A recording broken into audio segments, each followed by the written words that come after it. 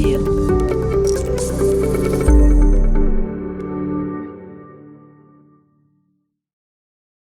Warahmatullahi wabarakatuh. Waalaikumsalam warahmatullahi wabarakatuh. Apa kabarnya hari ini? Alhamdulillah, luar biasa.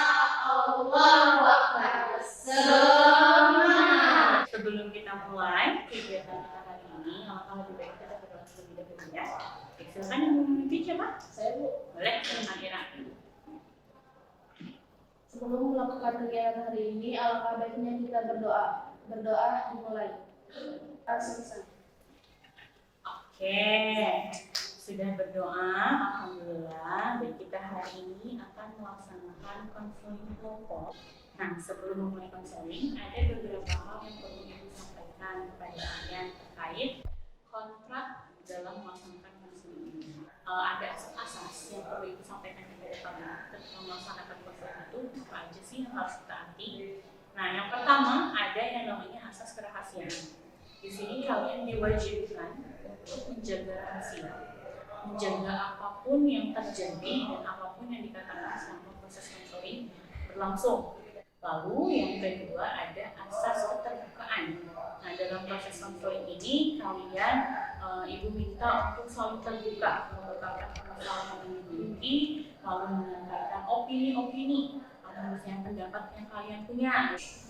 Siap?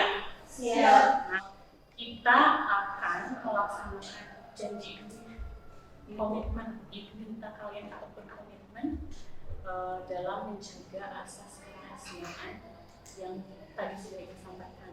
Nah, sebelum kita mulai proses konseling, kayaknya masih agak tegang nih.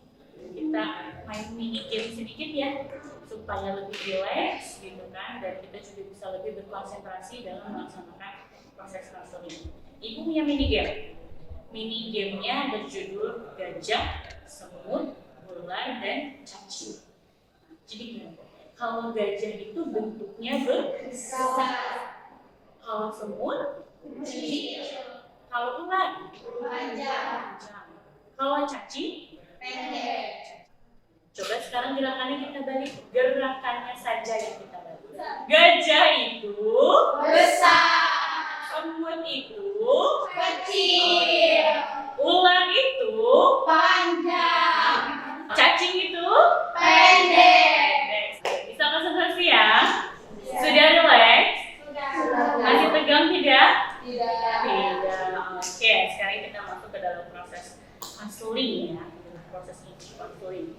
Oke, sekarang Ibu meminta kalian untuk mengungkapkan masalah apa sih yang kalian alami, yang kalian dapatkan dan kalian bawa ke ruangan ini sekarang.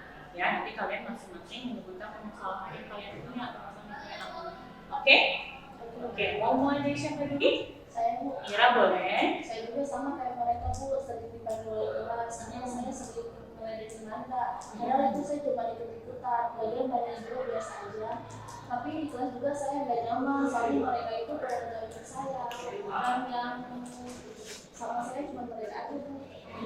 Tiga aja ya di kelas. Oke. Lalu? Halo Bu. Ya, lalu gimana? Saya juga sering kelas. Karena saya suka karena tinggal mereka tuh lucu-lucu gitu Bu. Terus saya sharing. Tapi menurut saya tuh itu masalah, tapi apa bisa Oke. Tadi masing-masing sudah menyampaikan ya masalahnya apa aja. Oke, sebelum kita bahas lebih lanjut, Ibu ingin tahu tujuan kalian untuk mengikuti proses konseling ini apa? Untuk menyelesaikan masalah. Nah, dalam proses menyelesaikan masalahnya, Ibu menggunakan teknik cognitive behavioral therapy. Nah, dalam prosesnya, pakai teknik CBT ini, Ibu menggunakan strategi restructuring kognitif. Restrukturing kognitif itu adalah mengubah pikiran negatif menjadi pikiran yang positif. Kalian sudah udah tahu belum pikiran positif itu seperti apa, pikiran negatif itu seperti apa? Udah tahu belum? Sudah tahu, coba seperti apa? Oke, siapa mau Indri, mau Dia dulu? Indri boleh. Kalau menurut Indri, sikap pikiran negatif itu contohnya Indri akan menyusul selamanya kalau nggak ada orang lain yang mau membantu Indri. Sedangkan yang sebaliknya itu Indri bisa melakukan apapun yang dia mau selama itu bisa berusaha dengan baik. Oke. Kalau dia, ayo gimana? Menurut dia sih Bu, yang negatif itu kayak kita itu apa ya? Kita itu kayak semua orang tuh membenci kita karena kita miskin. Tapi kalau pikiran positif kita tuh kayak misalnya kalau kita berbuat baik kepada orang lain, nanti juga akan orang lain akan berbuat baik kepada kita. Oke, ya, betul sekali. Nah, berarti sudah paham ya, kalau pikiran positif itu bagaimana, pikiran yang negatif itu seperti apa. Oke, jadi sekarang kita tentukan dulu, mau permasalahan siapa yang akan dibahas di pertemuan kali ini? Saya Ira, gimana? Setuju kalau misalnya pembahasan Ira dulu? hampir sama Bu. Oke, betul. Ya, jadi kita bahas masalah Ira dulu ya, karena ternyata mayoritas nih ada 3 orang yang masalahnya sama dengan Ira. Oke, siap ya? Permasalahan yang akan kita bahas hari ini itu adalah terkait bullying. Nah, sekarang ibu minta kalian menyebutkan bullying yang mungkin pernah kalian lakukan sehari-hari ya, sehari-hari. Seperti tadi aja kita sebutkan masing-masing masalahnya apa. Oke, coba ada siapa? Ini Bu. Indri boleh. Ya ini melakukan itu supaya kelas jadi ramai Bu. Kan yang lain juga pasti ikut-ikutan. Akhirnya kan jadi bicara sama-sama, ketawa gitu Bu. Oke, itu tadi sudah pada tempat masalah-masalahan. Nah, ibu ingin tahu apa yang kalian pikirkan ketika kalian melakukan. Coba, mau siapa dulu? Rindy boleh. Bu biasa aja. Biasa dengan dia yang saya kasih tahu nggak protes ini. Oh, Rindy saja gitu. Biasa aja gitu. Lalu siapa lagi? Biasa aja gitu kan. Kita ini bertujuan cuma bercanda gitu. Oke. Nah, aku tadi sudah sama-sama yang menyebutkan juga ya. Ibu pengen tahu kalau misalnya makanya penyebab bully itu apa sih? Indri boleh. Kalau menurut Ibu sih Bu itu mungkin karena faktor orang tua, karena kurang kasih sayang orang tua, karena kurang dengerin gitu Bu kalau mau cerita, kalau ada masalah di dalam sendiri, itu sih Bu. Oke. Nah, supaya kalian bisa menghentikan perilaku-perilaku itu, karena kan kita jelas ya kalau misalnya kita tidak dilatih gitu kan, tidak tahu bagaimana cara menggunakan perilaku tersebut. Nah, kita akan melakukan tahapan-tahapan yang dinamakan dengan coping task.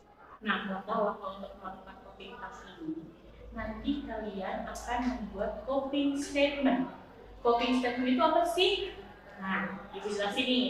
Coping statement itu adalah pernyataan pengalihan dari pikiran negatif menjadi pikiran yang positif. Itu nanti kalian akan membuat coping statement. Nah, coping statement ini bisa kalian gunakan sebagai pengingat. Kalau istilah ibu itu sebagai afirmasi.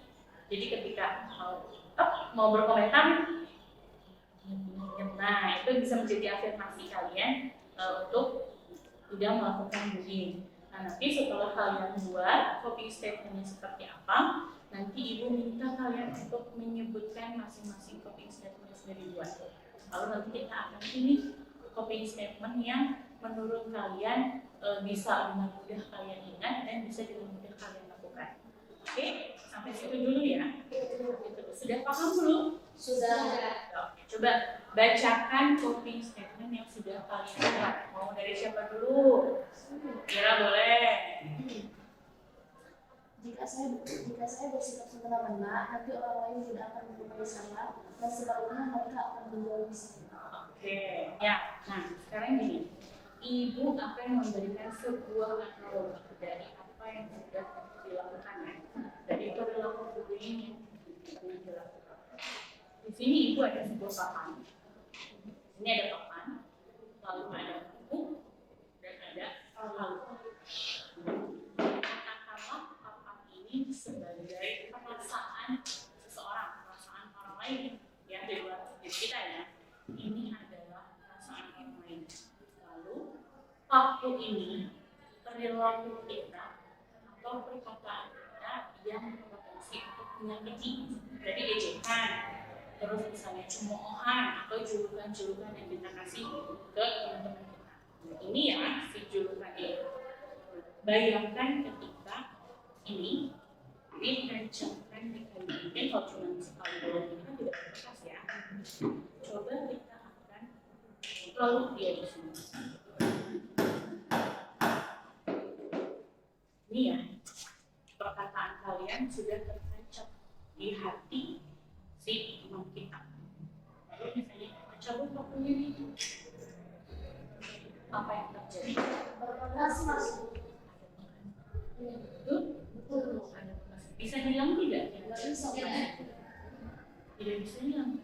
Begitupun dengan perkataan yang kita lakukan kepada teman kita atau perbuatan-perbuatan yang kita lakukan kepada teman kita. Tadi kan sudah membuat ya coping statement-nya ya. Tadi udah dibuat kan coping statement dan sudah dipilih juga ya coping statement-nya ya. Oke, nah setelah membuat coping statement, saatnya kita membuat action plan atau rencana tindakan apa sih yang akan kita lakukan dalam melaksanakan coping statement dan mengendalikan perilaku kita supaya tidak termasuk dalam perilaku diri. Oke, sudah membuat action planning. Nah, untuk lebih menguatkan lagi nih, ya kan kalau kita sudah mencapai sesuatu, pasti pengen dong ada selebrasi. Selebrasi itu kayak penghargaan untuk diri sendiri ketika berhasil melakukan yang sudah kita harapkan gitu kan ya. Nah, coba ibu pengen kalian buat satu aja pernyataan yang positif, pujian atau misalnya seperti contohnya ya nih, alhamdulillah ya saya berhasil, good job Siva gitu kan. Hal-hal pernyataan yang positif untuk menguatkan diri kalian dan supaya kedepannya akan terus kalian lakukan. Siap? Paham tidak gimana cara membuat pernyataan positifnya? Paham.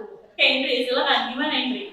Wah, hebat. Tuh kan kamu bisa, Indri. Good job, Indri. Fighting. Alhamdulillah, kalian sudah membuat action planning, lalu dan juga sudah membuat coping statement-nya dan pernyataan positif apa ya, positif aja lah ya. Nanti kalian yakin sekali lah, ibu dan percaya seiring berjalannya waktu kalian akan menjadi lebih jauh lebih baik dari masih sekarang gitu. Tadi coping statement-nya diterapkan ya.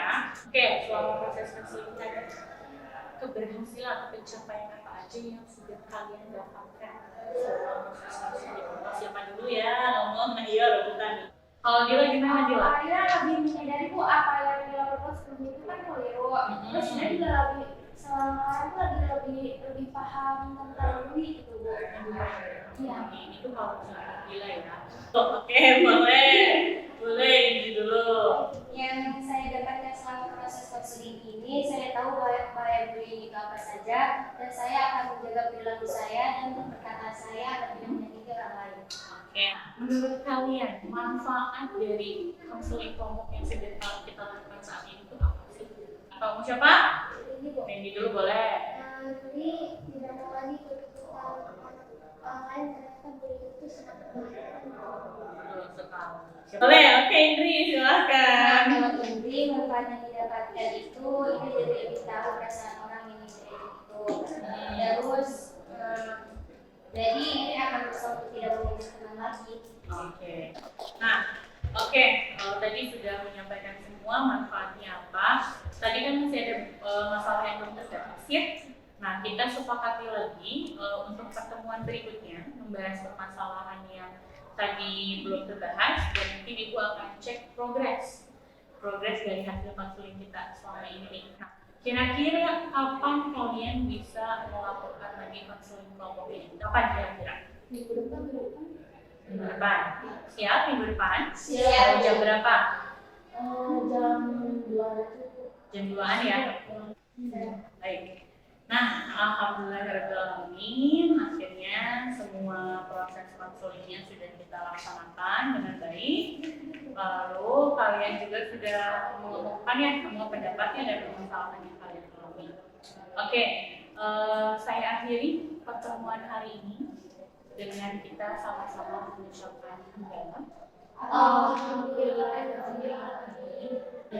Terima kasih banyak atas kehadirannya hari ini dan partisipasi dalam konseling kelompok hari ini. Mudah-mudahan apa yang sudah kita bahas tadi yang sudah saya berikan dan sudah kalian sharing dalam proses counseling talk ini menjadi manfaat untuk kalian semua dan bisa membantu kalian menjadi pribadi yang jauh lebih baik dari ini. Amin. Baik, kalau itu sampai jumpa minggu depan di hari yang sama berarti ya, di hari yang sama dan di jam yang sama. Terima kasih. Assalamualaikum warahmatullahi wabarakatuh. Waalaikumsalam warahmatullahi wabarakatuh.